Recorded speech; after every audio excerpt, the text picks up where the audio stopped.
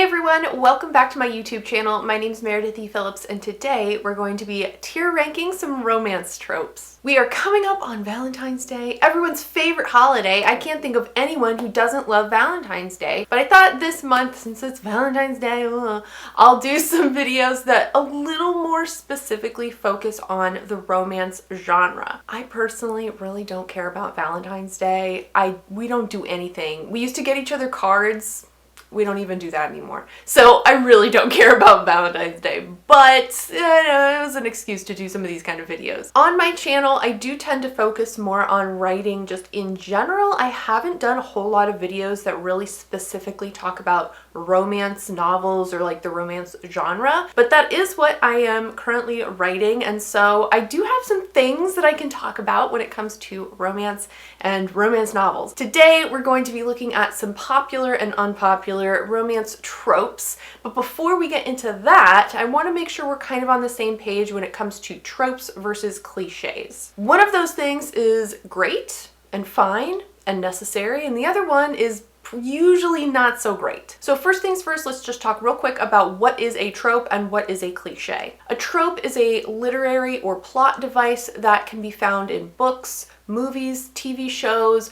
Any storytelling medium that you can think of is gonna have tropes in it. You can't write something or tell a story without there being some tropes in it in some capacity. So tropes are things like aliens invading Earth, or the underdog sports team wins the big championship, or a robber takes hostages, or people are stuck or marooned on a desert island, that kind of thing. You've probably seen those exact ideas in multiple various stories across TV, movies, books, etc., and they're still interesting. People still want to read about people marooned on a desert island because there's a bunch of different things that you could do with that really basic plot line. Authors can put a new spin on the story, they can turn the trope on its head, they can introduce new and interesting characters, and they can make that trope still interesting even though it's been done a bunch of times before. A cliche, on the other hand, is a little different. A cliche might be a trope, or sometimes it can just be a phrase or a sentence that is so overused,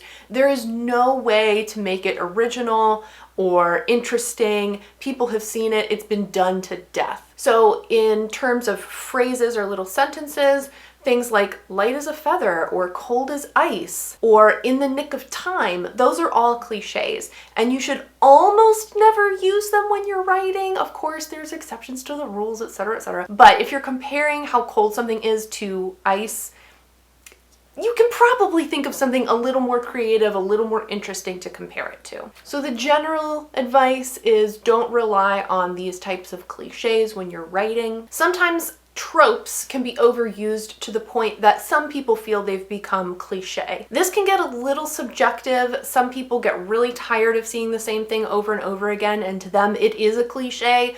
Other people are like, yeah, it's been done a million times, but I love it and I don't care and I want to keep reading about it or watching it. So for example, after Harry Potter came out, there were a ton of books that took the idea of a magic wizard school and used that in a different capacity. Or they took the idea of a chosen one. You know, Harry Potter is just this random kid. He's the chosen one though, who's gonna save us all.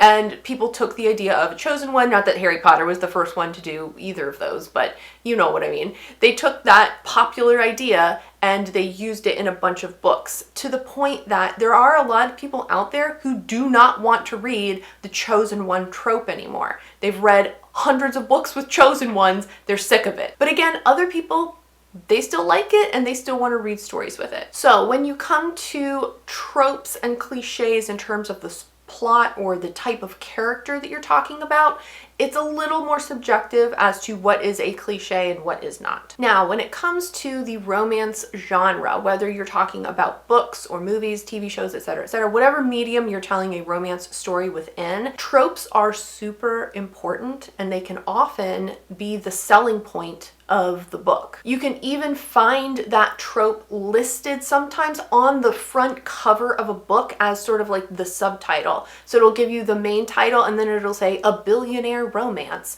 And people who love billionaire romances will want to pick up that book simply because it says billionaire romance on the cover. And you can find this kind of thing in other genres too. It's not just the romance genre. I think cozy mysteries will do this a lot. If you've never heard of a cozy mystery before, it usually features a female character, main character, who's like an amateur sleuth, and she usually lives in a small town or a village, and she goes about solving little mysteries or crimes within her little community. There's never any graphic violence or language in those kind of books. The stories are usually focused more on carefully solving the mysteries and finding clues than it is about like fast-paced action or like graphic violence or something. So readers who want that cozy mystery atmosphere will look for books that signal this is a cozy mystery. A lot of times the titles of those books will have like a pun in it, or they'll have these really cutesy kind of illustrated covers, and a lot of times they will say on the front cover again,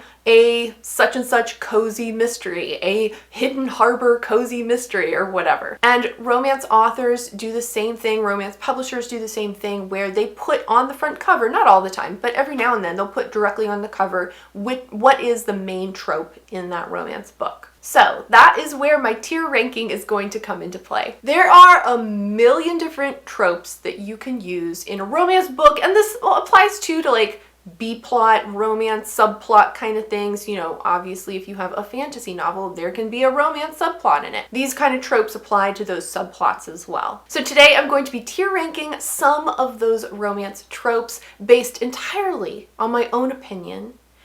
So nobody's gonna be mad if I decide that your favorite trope is like the least favorite of mine. It's just my opinion. We can all have different opinions, etc., etc. You know. So let's go ahead and hop over here and we're gonna rank some tropes. Okay, so I've got the chart up here. The tropes listed on the bottom are ones that were picked by somebody else. I just found a trope list that looked decent. So this isn't one that I made up myself, but we're gonna go through the tropes, see what I personally think, and yeah, go from there. So let's go. So here is the list. We have God tier. God tier trope is the trope that as soon as I know that that's the trope in the book, I don't need to know anything else. I will buy it, I will read it. Next up is just absolute love. It's fantastic. I almost don't need to know anything else, but maybe I need to know a little bit extra. The next one down is I'm not mad about it, but I'm not seeking it out. So there needs to be some other element in the story that's going to intrigue me to pick it up.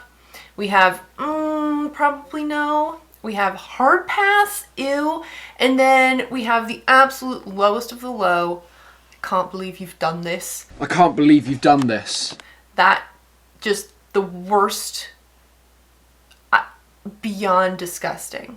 Do not want ever. So let's go ahead and start ranking. So the first one here is famous love. This is like if one of the main characters is a movie star or a rock star or something like that where they're famous. This one's okay. I've read ones like that. It's not my favorite, but I'm not mad about it if I have to read one. So we'll put it there. We've got amnesia. I hate this one. This is almost always a hard pass for me because I find that when they do amnesia in the book, it's like, that's not really how amnesia works. So I hate that one. It just is, I do not like it. Next one down here is royalty / commoner, a prince who falls in love with the commoner or something like that. Those can be fun. I like when they're like semi-realistic. I don't know. I'm not mad about it, but I'm not seeking it out. Single parent.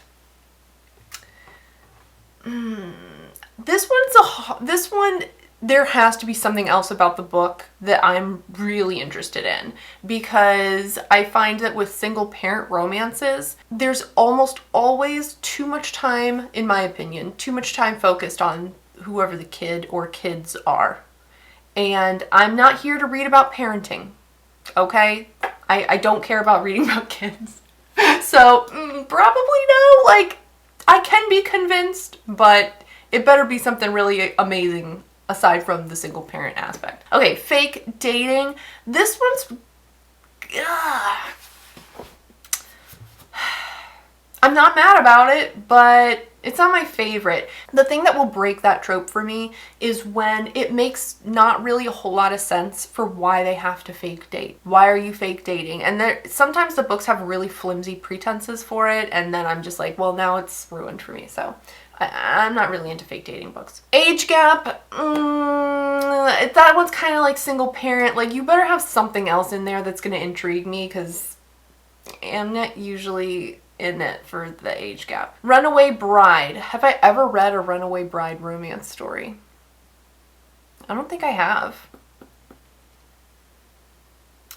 That's probably a no for me. That doesn't intrigue me at all. I'm not necessarily opposed to it, but probably no. Sports romance, not mad about it. I've definitely read quite a few sports romance series, but usually I'm reading the books because there's, again, like some other element, some other trope that's being used that I enjoy. I don't care that it takes place at a hockey rink, you know? Okay, One of Us is Famous is the same as Famous Love, unless this one is meaning like both people are famous. Either way, not gonna seek it out. I Hate Everyone in the World But You. Oh, those can be cute. I'll put that in love.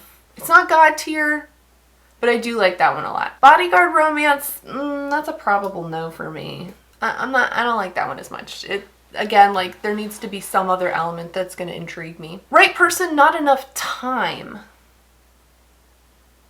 I don't know if I can think of a book with this. Right person, not enough time. Meh, not mad about it, but I'm not seeking it out. Bad boy, good girl.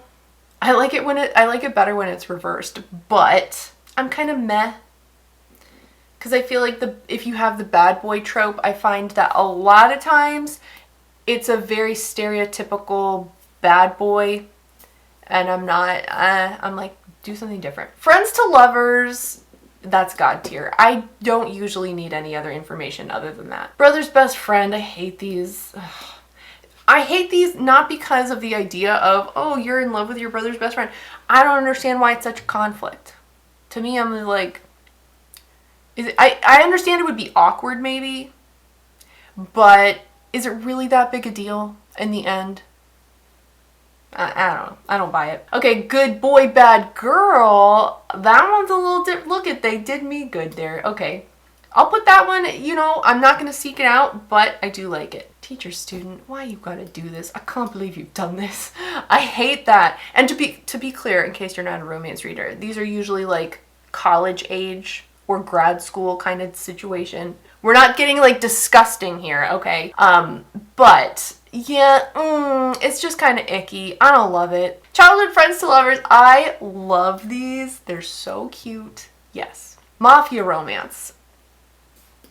That's a pass for me. If I see mafia, I'm usually like, absolutely no. I just don't care about mafia stuff. And that goes for anything. Like, if it's a romance or if it's like a movie that's like a mafia movie, I am not interested in mafia stuff. Sorry. Friends with benefits to lovers. I can do that one. But it's not like my favorite. Secret billionaire. Ooh, have I ever read a secret billionaire book?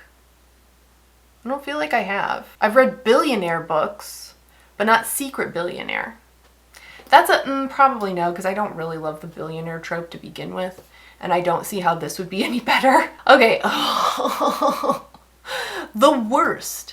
This one is like if I had a tier below, I can't believe you've done this, it would go another one below that. I hate secret pregnancy, accidental pregnancy. Oh, no. That ruins the book for me 100%. Enemies to lovers, is it God tier or is it love? I'm gonna put it in love because this is done a lot and it's not often done really well. If it's done really well, God tier. But there's not a whole lot of books, in my opinion, that do it really, really well. Okay, forbidden love. I'm not mad about it, but usually, again, with this one, like, that one is kind of like the fake dating trope. There has to be a really good reason that the love is forbidden. Otherwise, it's kind of like, well, then get over it and just be together. Okay, right person, wrong time. Ooh, I'll put that up here. I'm not looking for it, but that's always fun. Strangers to lovers, that's kind of a weird one. Because isn't that literally everyone? I don't know where to put this. I'll just put it here. Because that one's kind of weird to me. Soulmates, I don't like that. Because that, to me, soulmate can get really quick into insta-love, which I'm not a huge fan of. So we're going to put it there. One bed is God tier. You got a one bed scene. Arranged marriage. I did not make this. Okay? But arranged marriage is definite God tier. Now, this one doesn't have my all-time favorite, which is Marriage of Convenience, but that's kind of like arranged marriage, sort of. God tier. I don't need to know anything else if it's a Marriage of Convenience book.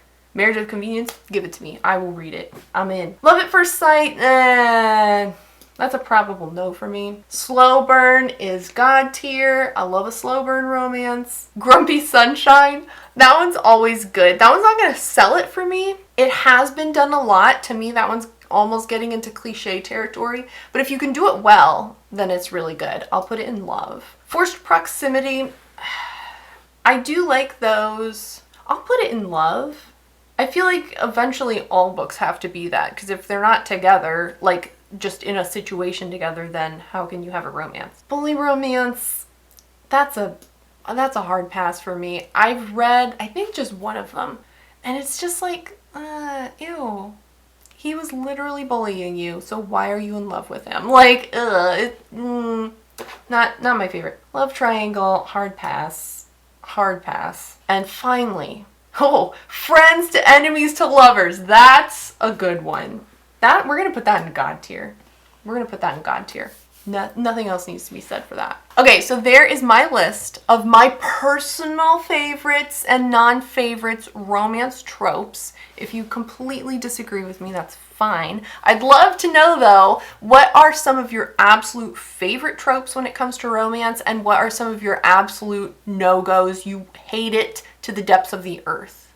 Tell me in the comments. I hope this was fun and you enjoyed the video. If you did, give it a thumbs up. And if you haven't subscribed to my channel yet, you can do that by clicking the red subscribe button down below. Let me explain to you how YouTube works. If you click that red subscribe button, then when I post a new video on Tuesday or Friday, it'll show up in your subscription box.